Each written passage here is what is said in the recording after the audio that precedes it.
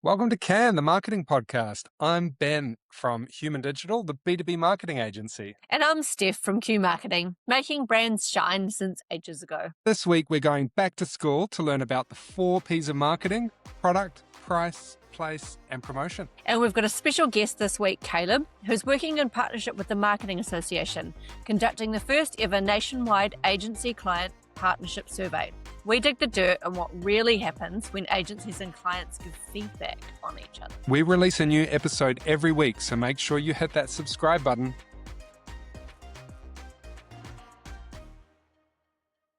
Oh my God. Happy Wednesday, Steph. Happy Wednesday, Ben. God. It's been crazy. How are you? Yeah, crazy. The year is in full swing. And I got back from Sydney last week, which was good. And I did have some time to visit my favorite gallery while I was there, which is the White Rabbit. Oh, nice. They've got an exhibition called The Hooligans, which is on till the 17th of May. And the centerpiece as you walk in is this tiger that ate an elephant. So it is really so cool. Really, I saw that. That was a wonderful juxtaposition. Did you interpret it more as tiger or more as elephant when you saw it?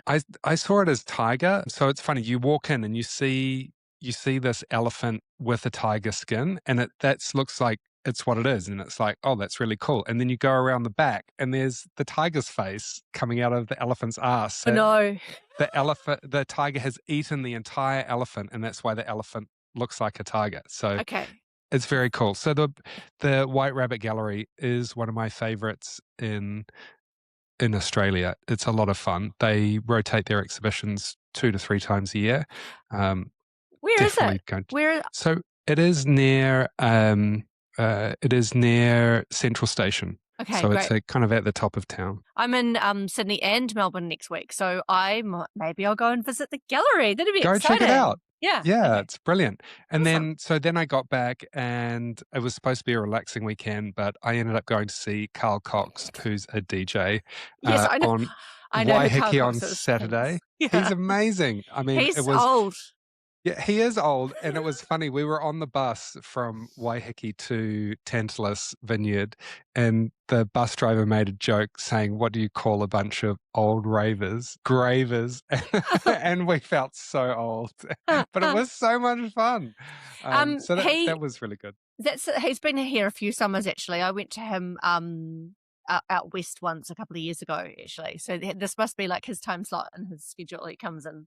Does a night. Yeah, it makes his holiday fully tax deductible, probably. I tell you what, your concert outfits are going to be amazing, aren't they? Well, yeah, I bought some stuff from Temu, and I can't really wear any of it. So, yeah, no. And then on Saturday, so came back on Saturday evening, and then on Sunday it was Sail GP, which was the second part of Sail GP. Last year I was in the grandstands, and it is so much fun. It's Auckland really puts it on. They know how to do sailing. The big grandstands are amazing. This year I wasn't in the grandstand. I was at a friend's apartment that is very much near the course. So we had the TV on. We had snacks, bubbles, orange juice, snacks. So we would essentially walk from I was drinking Coke Zero, yes. Yeah. We would have it on the TV, and then we would walk from the TV to the balcony to we couldn't see the whole course, but you could kind of see the edge of it. So yeah, it was great. I mean, Sail GP is such an amazing event. Really unfortunate that there was a big crash on Saturday, and Team New Zealand and the French team were out, and a couple of sailors very badly injured, a couple of compound fractures and hospitalizations. Yeah, not the best for the Kiwis, but the show must go on. No. Again, an opportunity for advertisers. The regular players were there. Rolex, I think, was one of the main sponsors. All of the tennis / golf / sailing crew. Yeah, they have the same luxury brands following them around. Yeah, exactly. Yeah. What happened to you, Steph? How's your week been? Well, Ben. So it was Valentine's Day on Saturday, and Happy Valentine's. Thanks. The most romantic thing that happened to me. I had a day of highs and lows. So I have bought a new car. I was selling my existing car. my 16-year-old son was dropping the car back home so I could vacuum it. Well, my partner could vacuum it very quickly before the new person came to pick it up. I was driving my other child to Clevedon, very far south. I was 50 kilometers away, and my son called and said, "I've just crashed your car." Oh That my was, God. The one that you were selling. yeah. Oh gosh. So long story short, the most romantic thing that happened to me on Valentine's Day is that my partner managed to somehow buff out the gate paint that my son had scraped all down the side of my car, and I ended up selling it in the day. But it was a day of highs and lows, I can Oh tell you. wow. Okay, so it wasn't a bad crash. It was kind of like a scrape up the side. Yeah, but anyway, so it was, yes, wasn't a bad crash, but it was Yeah. very Here I ill thought that it was, timed. bumper to bumper, right off. But No, no, it was not a at all. it was a it was a brush on the side of the fence that could be no Well, panel beating required. with financial implications. And then the other really interesting thing that happened to me in the weekend is we decided. Have you ever tried to go to Hot Pot? Have you ever gone to a Korean restaurant? Yes. I like Okay. hot.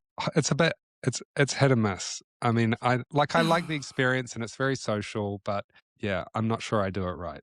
Yeah, I'm pleased that you said this because I'm pretty sure we were the whitest people who've ever tried hot pot in the history of humankind. We were the only white people there, and we didn't know what we got. No. Actually, got the kids' plates out. Like, we had no Yeah. idea. So if anyone, and then eventually by the time we'd finished, we saw other people and they showed us. They were like, kind of, we were just watching all the tables. To learn how to do it, and I will give it another go. But I think if anyone listening knows how to do hot pot properly, happy to take some advice because it was a wonderful bonding experience. Yeah. And was your stomach okay the next day? Yeah, it was fun. Yeah, good. Yeah, we were going to take the 14-year-old, then we realized that there were chicken gizzards and stuff, and that probably wasn't going to be a Oh, good idea. no. Yeah. Yeah. There's a lot of interesting food. Okay, so big week. I've got an announcement. I've got a news announcement before we get into your news. Okay, what's your news? Drum roll. One of the most exciting things to ever happen in consumer packaged goods and in marketing this year Yes, drum is roll. Ba-ba-ba-da-bum. the Cookie Bear is making a comeback onto Oh the my Cookie God. Bear biscuits. I'm Oh so my excited. God. Yeah. So this is the Griffin's brand? Yeah. So honestly, one of my most popular posts that I did on LinkedIn last year was about the Griffin's rebrand.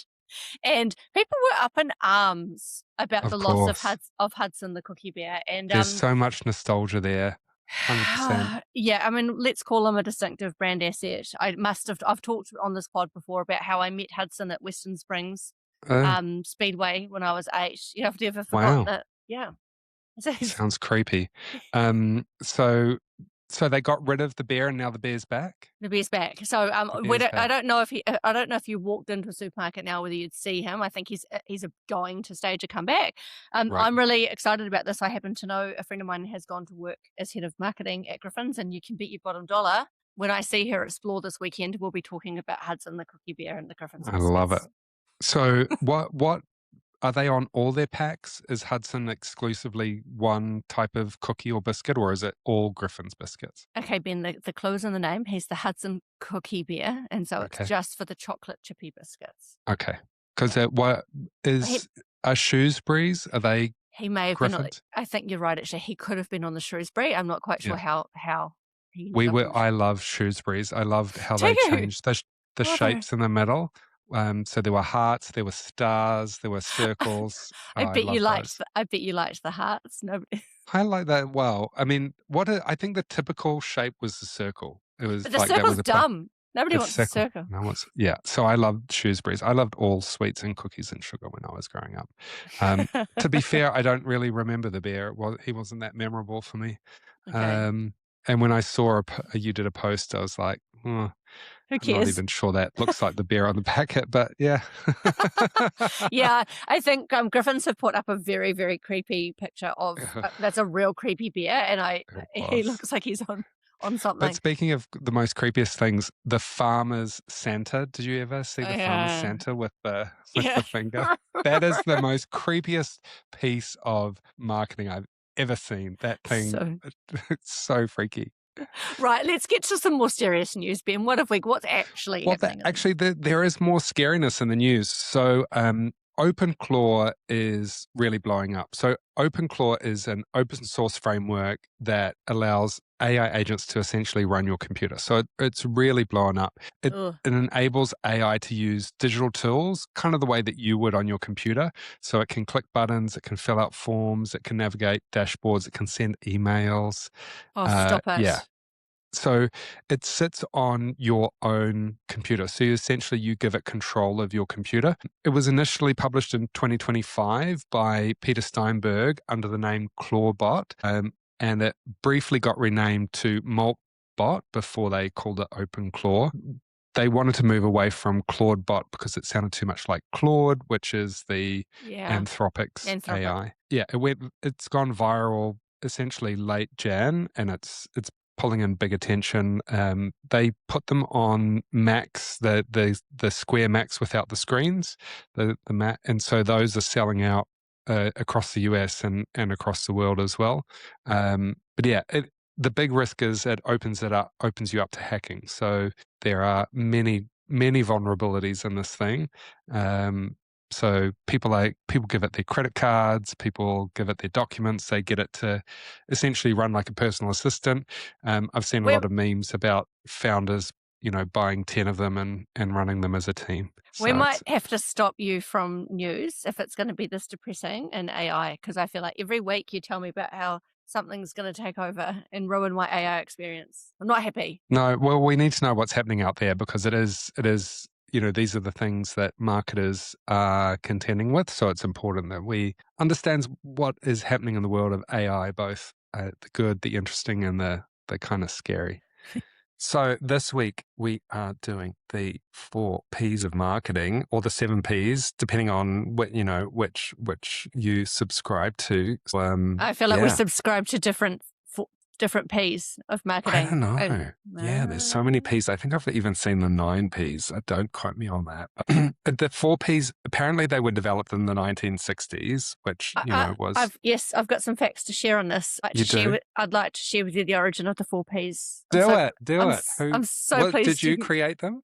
No. So, so, so Benjamin, so you do know who actually came up with the concept of the 4 Ps? No, who came Okay. up with the 4 Ps? His name is Dr. Philip Kotler, and Mhm. they were around since 1967. So he created a textbook called Marketing Management. Now, I know this because I was the owner of the Marketing Management textbook when I studied marketing. Where did you study marketing? Auckland University of Technology. Nice. So old Mr. Philip Kotler. So basically what's really cool about this, and I think just doing a little bit of research on those 4 Ps, I so distinctly recall studying this. And he has subsequently been interviewed and talked about how, this is with the advent of social media and like the change into digital marketing and the rest of it. And he's done several interviews and people are like, look, it's, they don't stand true anymore. It's not the bullshit. case. Yeah. And he said, Bullshit. no, they absolutely do. And he actually did a throwdown and said, I'll challenge anyone else to come up with a better 100%. They still stand. model. Yeah.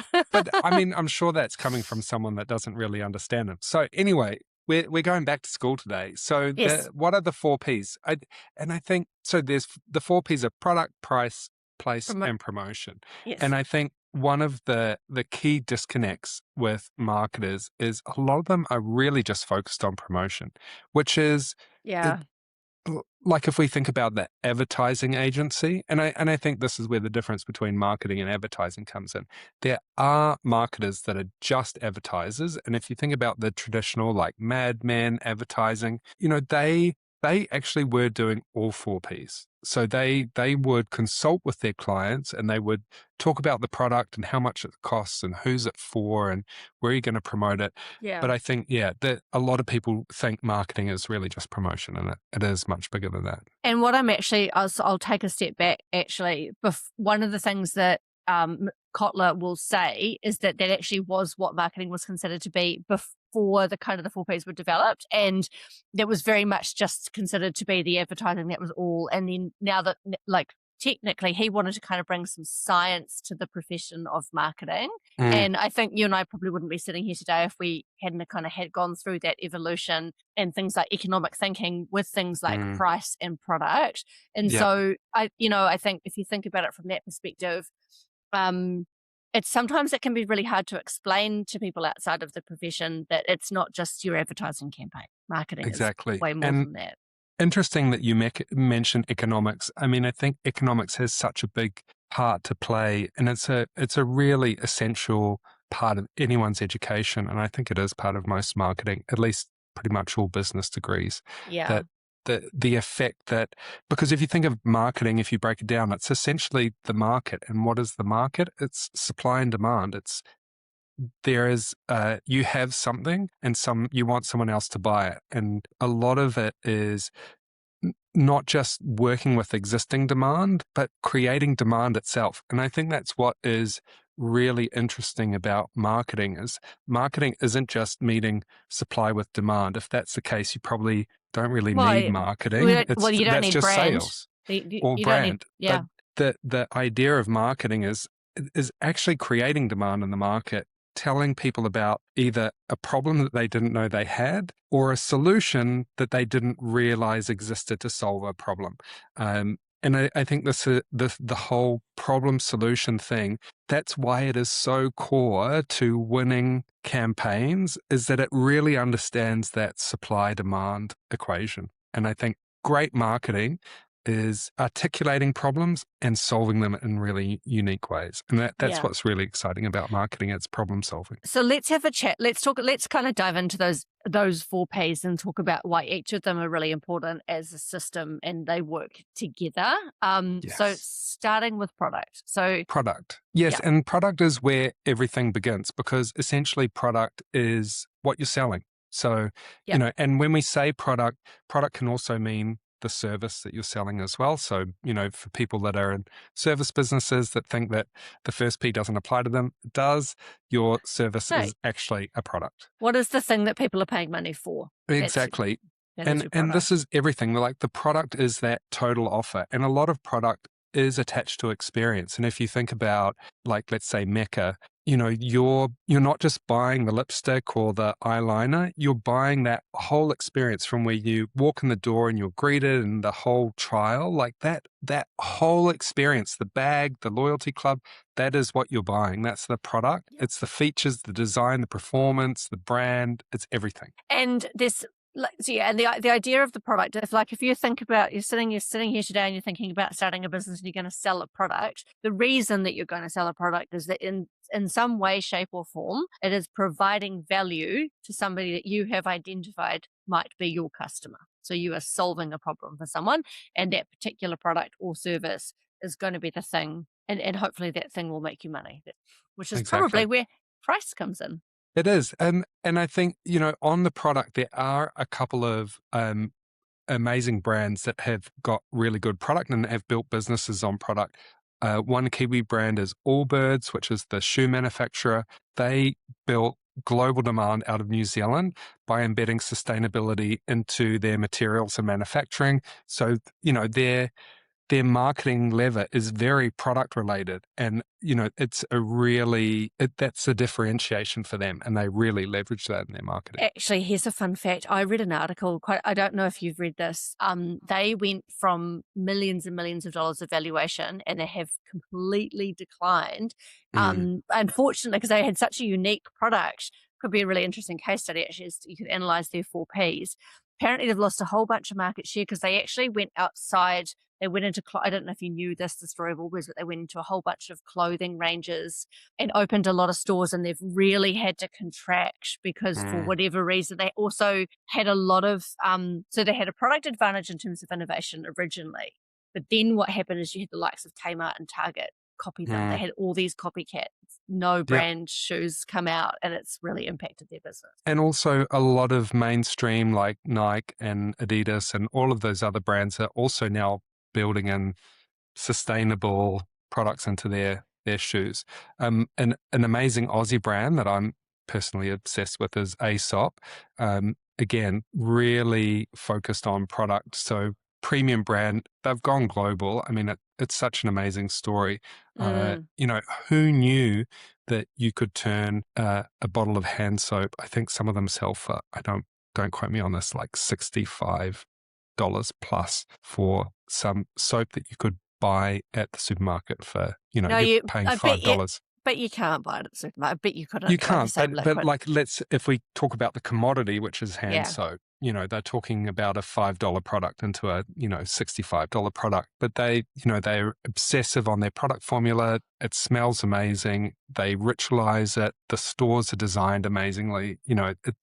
It's amazing. So, these are two brand examples that have really leaned in on product. so it leads into a really nice segue into price, because how did Aesop, what was it? So, the answer here is it will be the price, right? So Aesop spent some money developing a premium product. The Mhm. indication that that is a premium product is the price for which it sells, right? So there has to be a very close correlation to the quality of the product to the price at which it is being sold. 100%. And the examples that I'm giving here doesn't mean exclusively that their innovation was just in the product, but you're exactly right. And so that price, if you think about supply demand, if you can go in at a budget price and try and get the bottom end of the market, and you're just essentially competing on price, you're trying to get the most demand for the supply that you have. So it's all about scale. You're selling to essentially everyone.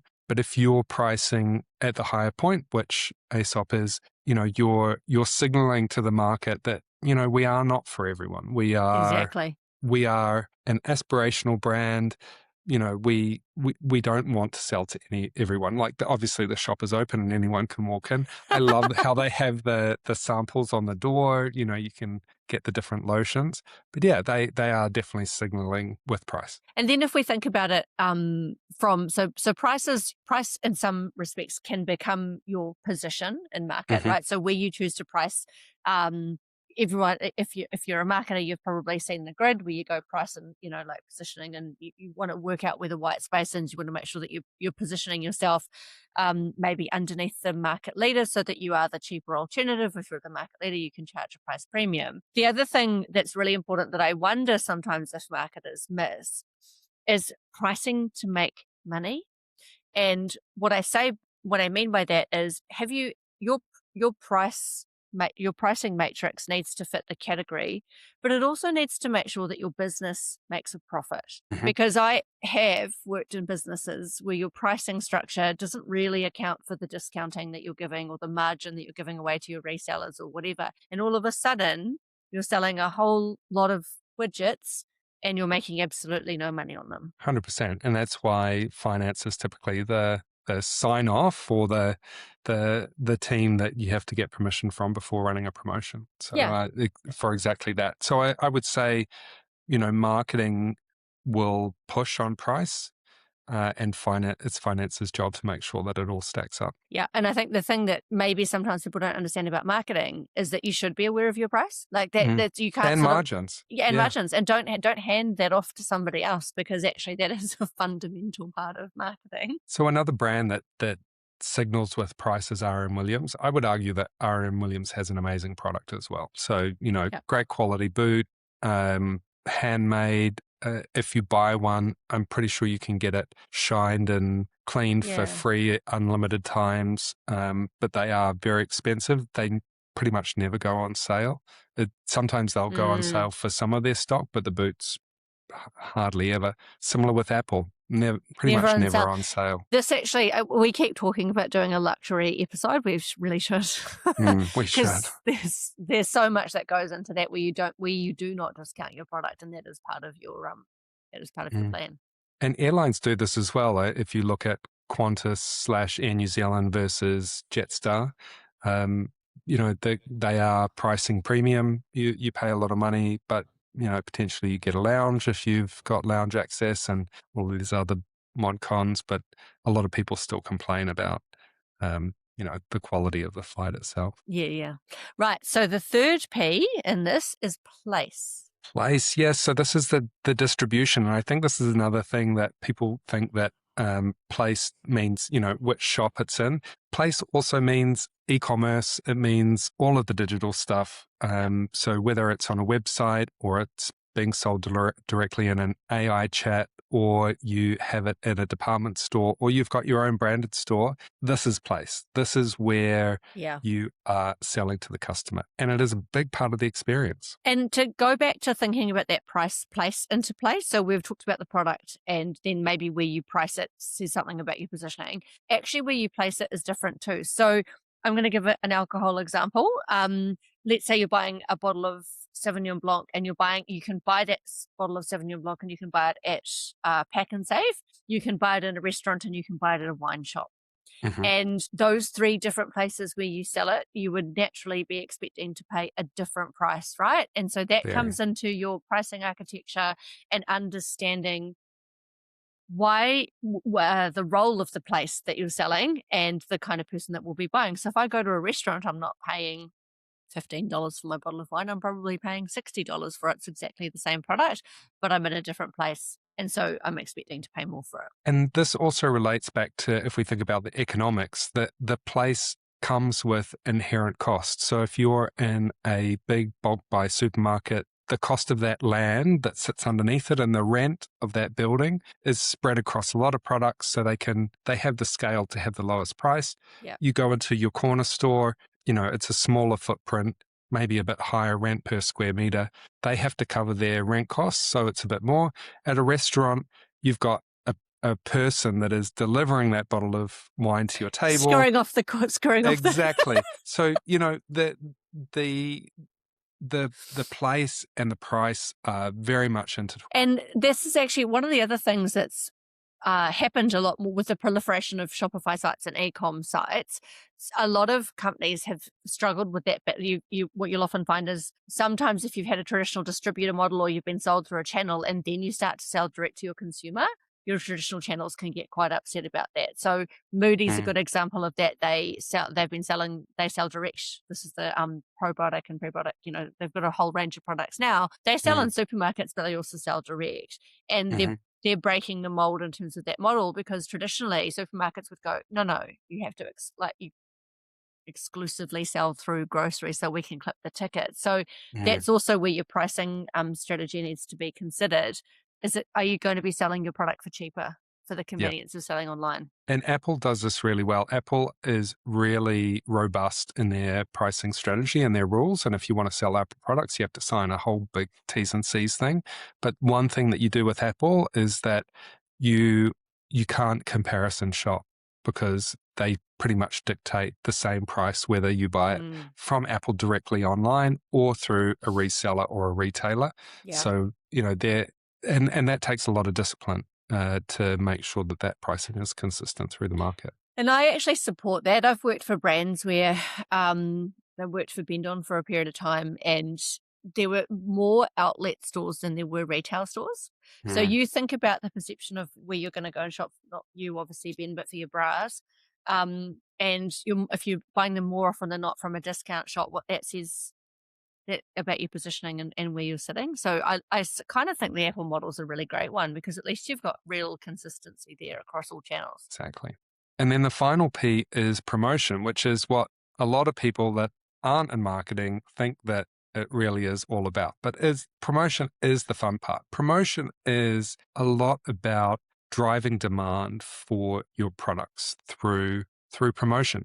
And this is radio advertising, billboards, PR, social media, influencer, all of the channels, all of the ways of getting your product in front of your potential buyer. 100%. So your printed material, your website, word of mouth. Yeah, exactly.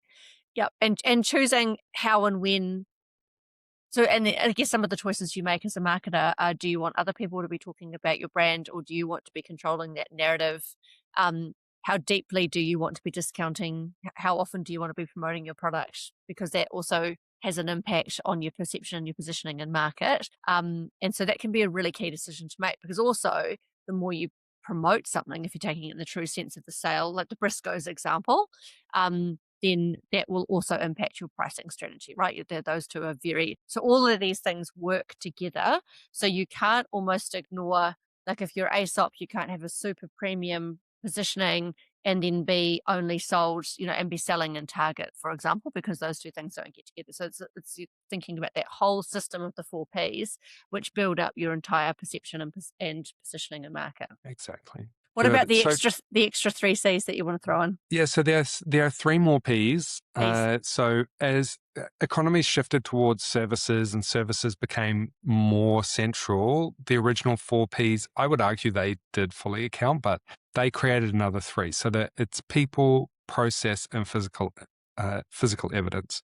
So on the people side, it is all about the environment where these products are being sold. And one of my favorite examples is Bunnings, which is their team of knowledgeable staff that form part of that experience of buying, and your sales team and your marketing teams that are customer facing became a big part. In the process, so process is how the experience is for the customer, and this really relates to that chat Yeah. that we had with Sarah a wee bit, but this is your onboarding, your checkout, your implementation, your support, and a well-designed process or a customer experience produces that reduced friction, increases trust. So yeah, process is one of the additional. And the final one is physical evidence. And this really applies to services. So physical evidence is the part of your product or your offer that customers can touch and feel. So This seems like this one here, I'm all for the other two. I just felt this physical evidence one seems a bit ropey. yeah, so this includes your retail design, your Oh yeah. your website experience. You can't really touch a website, so I'd argue that case studies, packaging reviews, this is all of Proof points. the proof points, yeah, Yeah. that kind of surround it. But I would argue, typically all of these could be covered in the existing 4 Ps, but yeah, Yeah. they've put them together. So yeah, that is everyone's been 4 Ps. schooled now 101. in 4 Ps. I mean, I just feel really inspired to go and whip out my marketing management textbook. Philip Kotler, Yes. or me and Mr. Kotler are going to reacquaint ourselves. It's been good. So that is the 4 Ps. Definitely some more discussions to be had. So if you don't know what the 4 Ps are, I highly recommend becoming familiar with them, because it is definitely not just promotion. It is very important. All marketers should be aware of the 4 Ps, maybe the 7 Ps. Who knows? We're not here to judge. If you want to use 7, go for it.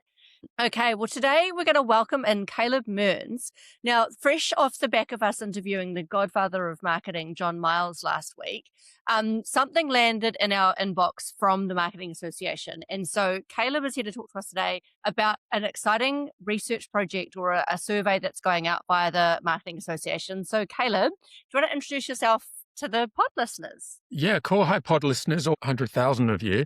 Yeah, I'm Kaleb Mearns. I'm living in Auckland, and I've been working on the client and the agency side for several years and developed a platform called Tell Us during COVID. I didn't tell anyone about it, didn't tell the wife. It was a big surprise. And it's all about measuring the client and the agency relationship to try to get the best out of each other, because they're super important, and we need to enjoy what we're doing, right? And is this just for the Kiwis? Well, no, there are lots of people in New Zealand that are not just Kiwi, but yeah, no, it's for the New Zealand market at the moment. And then what I'm expecting with the market research is, I feel like New Zealand and their creative industry, they're just going to have the best working relationships. We're then going to chuck it over to Australia, and we're going to see that, they're probably not as good. And I think that's going to be putting New Zealand on the map, right? And we could take that to South by Southwest and to Cairns. You could take that over there as well, Steph, if you want.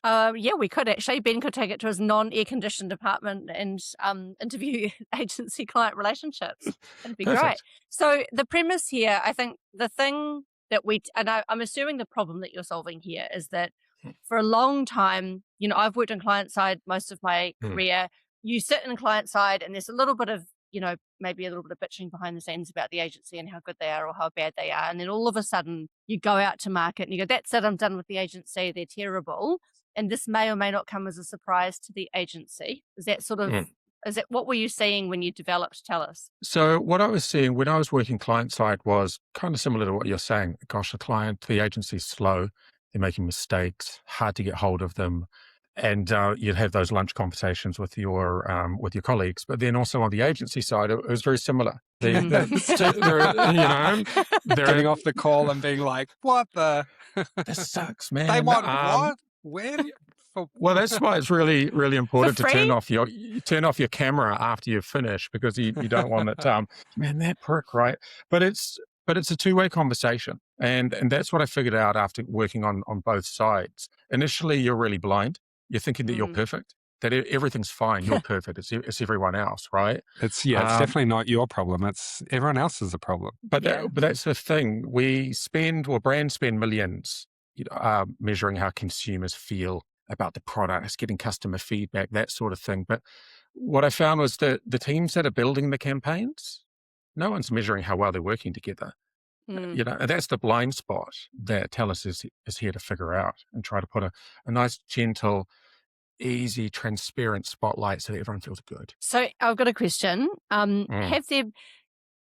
I imagine that so first of all, the job is to get people to agree to on both sides to kind of create a safe space to give this honest feedback.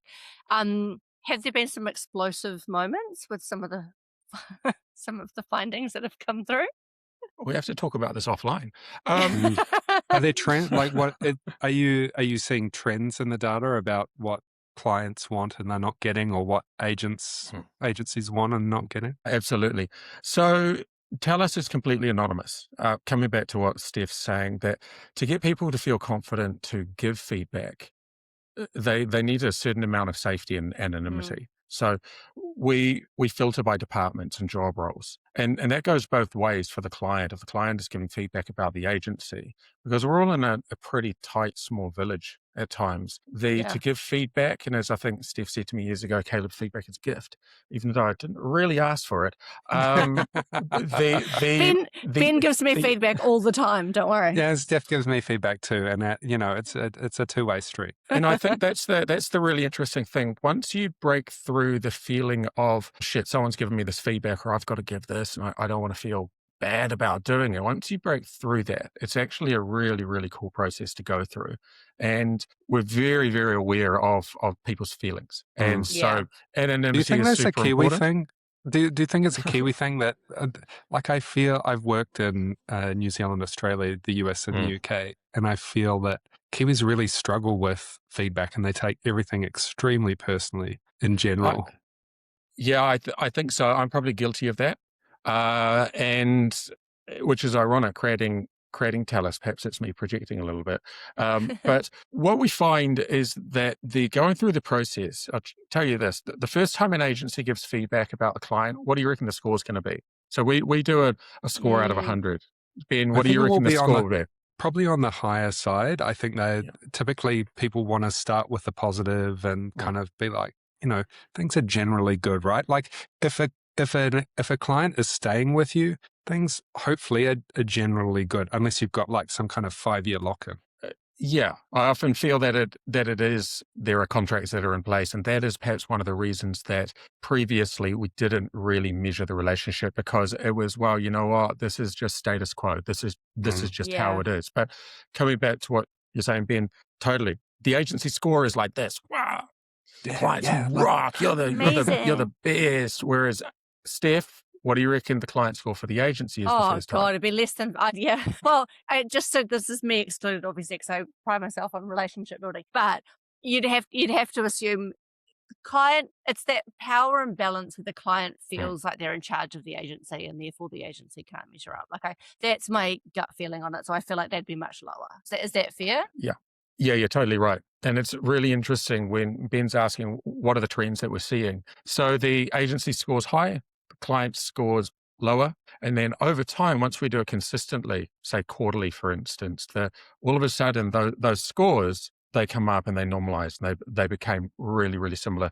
And when we get it to there consistently over time, those are the best relationships. And you see what we call opportunity areas.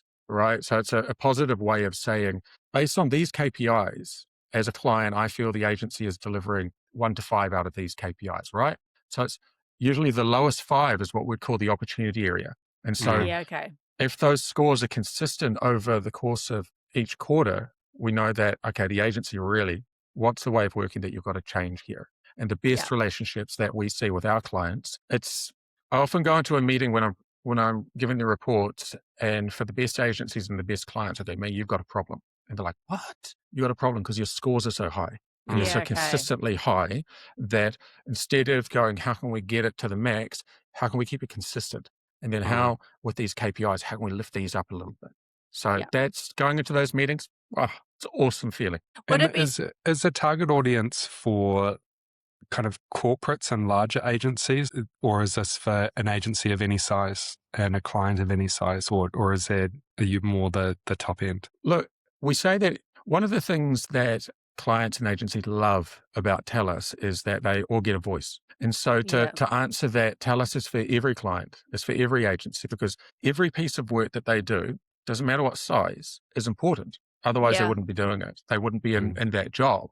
But to answer the question in terms of our clients, we have some of the biggest brands in New Zealand and the biggest agencies. So across all of the groups, which might be only 2 now.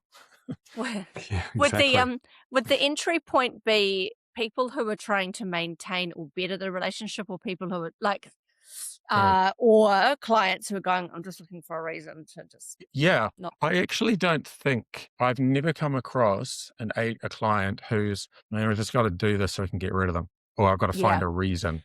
Because that's not the intention, right? It's about creating longer lasting, more productive relationship. Yeah. Because I think you mentioned it earlier, Steph, it's about the power balance between clients and agencies. And it used to be a bit of a master and a servant relationship. And that's totally different now. It's like being on a seesaw, right? And you're a fun guy. I guarantee you'll love this analogy. You can't be on a seesaw by yourself and enjoy it.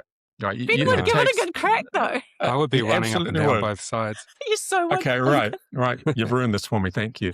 But it's definitely more fun with someone else on the other side. Thank you. And so to make it work, you need both sides. So here's an example of something. What do you reckon, Ben, the top 3 concerns an agency might have about a client? Go, look, man, these here, they're painful. You're doing this. I've got top 3. Number 1, brief and brief quality. So the ability for the client to articulate what they want, and maybe either produce a document or articulate on a phone call. Always complaining that budgets aren't enough to cover what the client wants. And the third one is approval delays. So I think those might be Have top you 3. been logging into the dashboard? Because that's pretty spot on. How about you, Steph? What do you reckon from a client perspective? What are the things, top 3, as a client, you go, man, agency, I'd just love you to help me with this. Just do a bit better, please. I'd like you to bring better thinking to the table. I'd like you to not come back with a quote that's 25% higher than the budget I gave you with. And I'd like to have no surprises, over and so there's the bit where they give you a quote up front that's more, but then there's the bit where halfway through the project they go, oh, that's out of scope. Yeah. See those, we see those all the time. But the thing is, if the brief is not good, it makes it really hard to scope the job. 100%. And so can you see where that balance is, that you might be going, man, the agency's over budget, they're missing the deadlines, all of that sort of thing, and they're going to market with mistakes. But like what Ben's saying, the brief's kind of not that great, and the stakeholder sign-off takes too long, and there are too many people involved. And so guess what? Managing all of that is really, really difficult.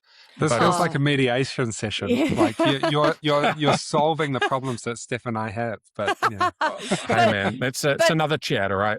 But I mean, I've been guilty of sitting on that fence on the client side, and I 100% hand on heart have gone, I know that we've changed the brief halfway through, and not because I wanted to, but because someone 2 rungs up the ladder did it. And so it's a really awful feeling. And so I think if you go back to the human side of it, sometimes this behavior is probably, maybe people aren't doing it because they're not doing it with ill intent. It might just be the way that it's been set up potentially as well. Yeah.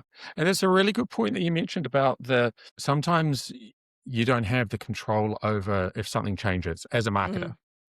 And I think often with projects, we get a lot of doers, and the doers don't necessarily have a lot of control or a voice. So with TELUS, we give them a voice. And because it's anonymous, they feel comfortable about giving that voice. And so it means when the data is up there on the dashboard, can't be ignored, leadership or the people that are able to go, oh, right, okay, cool, we need to change this, actually need to change it. It's right there. And if they don't change it, it means that they're not buying into it. And so it gives you a really safe voice. The people often who are doing it are the ones that are like the ducks on water, right? Their Yeah. feet are going for it. And how did coming back to the survey that's just come out from the Mm, Marketing Association, mm. tell us a little bit more about that that alignment with the MA and how this has come about, and then kind of what the output from the survey will be. Yeah, really good. So the MA, so the New Zealand Marketing Association, they've been on my radar for a while. I go to some of their events, I get invites. Thank you, Steph. Yep. And so looking at the reason that they exist is to, and I'm paraphrasing, right? Is to try to get the best for the industry, the marketing industry, but also to help the marketers, brand marketers, whoever it is, to be the best that they can. Help So marketers be brilliant, actually. Yeah. Just John came up with that, apparently. hey, John, if you're watching, these guys are good. yeah. So it's helping them to be brilliant. And so with that, you need the skills. To have the skills, you need to have the insights. And within a corporate environment, there are often lots of opportunities to upskill and to learn. But the best way to learn is often the partners that you're working with, and that's the agencies. Because the agencies are the partner, and they're Mm. saying, Well, they you're should doing be. this so well, you're doing this so Yeah. well over here. And so with the New Zealand Marketing Association, it's about helping them to get the insights that they need to have the conversations for marketers to be brilliant. Yeah, nice. So it's a good part. It's a good partnership on either side, basically. I think it's a really good fit. And also there's so with the campaign, we're also seeking feedback from the agencies. So Yes. it's not just one way. And we want a really awesome turnout because with TELUS, we get over 90% response rate from clients and agencies. And we have really big marketing teams that we're surveying. And that's amazing. People buy Yeah. into it. We just need you to really pump the message out there. Please be in. Yes. When does the survey close? Oh, the survey so the website and the campaign is live at the moment, right? So what we're doing at this stage is we're getting that traction, and then in a couple of weeks, we're really going to start, I think, to promote it. We like to give people a couple of weeks to give feedback because we know that everyone's busy. But the great thing with TELUS is we have 3 questions and it can be done in 3 minutes. Right, So okay, it doesn't take a long time. What's the so we'll put the link in the show notes. What is the link Yeah, to what's the URL? Do you know off the top of your head? of course I do. Yes. So basically, it's called the partnership report. Okay, so the partnershipreport.nz. So partnership, do you need me to spell it? Or you cool with No, that? because we're marketers, everyone who listens to this can spell. Otherwise, please stop listening. You know what? Because within TELUS, we get anecdotal feedback. It's not just scores. We have anecdotal feedback. And geez, man, you'd be surprised how many of the agency go, you guys need to learn how to spell and not do American spelling. That'll be really great. And Well, don't that's put AI. don't do long AI dashes swap. because we Oh my know what God. that is, right? We don't want an M dash. No and M so dashes. we do have quite a large Australian contingent that listens to us as well. Mm. When can the Aussies expect something like this for them? Well, they need to probably get in touch, offer some 4X or whatever it might be. Probably speak BB. in a Kiwi accent just to get on my good side. But this is ready to roll for them. But the first port of call is for the New Zealand Marketing Association. Mhm. We want to be able to create that, put that line in the sand, put a flag up, and go, "This is us." Now, Australia, you ready to join us? Are you ready to see what you got, see how you're performing? Because I really do think that in New Zealand, the creative industry, with our ideas and our thinking and how we operate in terms of getting shit done, proudly say that Pretty I good. think it's perhaps the best in the world. Yeah, and we've had some amazing results, a few Lions and other awards have. from some of our fine creative agencies. Yeah. Good. Well, Kaleb, thanks for joining us, Mm. and we will share the link on all of our platforms. And yeah, we're looking forward to seeing the results. When will you do a big report at the end that will be presented? Yeah, we're going to be doing a really, really cool report. We're going to be talking to some marketing leaders, definitely Stephanie Quantrill, about her experiences in the industry as an expert working with agencies, but also that professional development side of things. Cool. And then we're going to be within the results, we'll be putting the results into the report. I'd like to get something from Mr. John Miles, Sir John Miles. Do we call him that, or is he Oh, not well, allowed? he would I love think it he's if we called knighted, him Sir. Yeah. And in the maybe a future. picture of his doggy in there as well. So there's going to be some really awesome stuff. And I think we'll need to have you back on the pod to share some of the insights once they are that'd published. be great. Massive. I'd love to do. Well, thank you Yeah. so much, Kaleb, and we look forward to that report coming out soon. You're welcome. Thanks for having me on, guys. Thank you. Now, we have a really exciting episode next week, Ben. Yes, we do. Tell us what it is, Steph. So, one of the things that I've gotten very passionate about in the last 2 weeks is McDonald's bringing out characters, the Friends characters, as merchandise with their range, which has led me into suggesting the topic that we talk about, nostalgia marketing. So who doesn't love a bit of nostalgia? Let's unpack what it means. Who is nostalgia marketing appealing to? And who's using it? Is it a good idea, or is it polarizing? Brilliant. Looking forward to it. Okay, have a great week. Have a good week. Have a good week, Steph. Thanks, everyone. Can the Marketing Podcast is brought to you by Human Digital and Q Marketing. Our editor is Bruna Barbosa. New episodes drop weekly, so tell your friends and colleagues. If you enjoyed this episode, make sure you follow and subscribe to Canned wherever you listen. Apple Podcasts, Spotify, and if you want the full visual experience, check us out on YouTube. See you next week.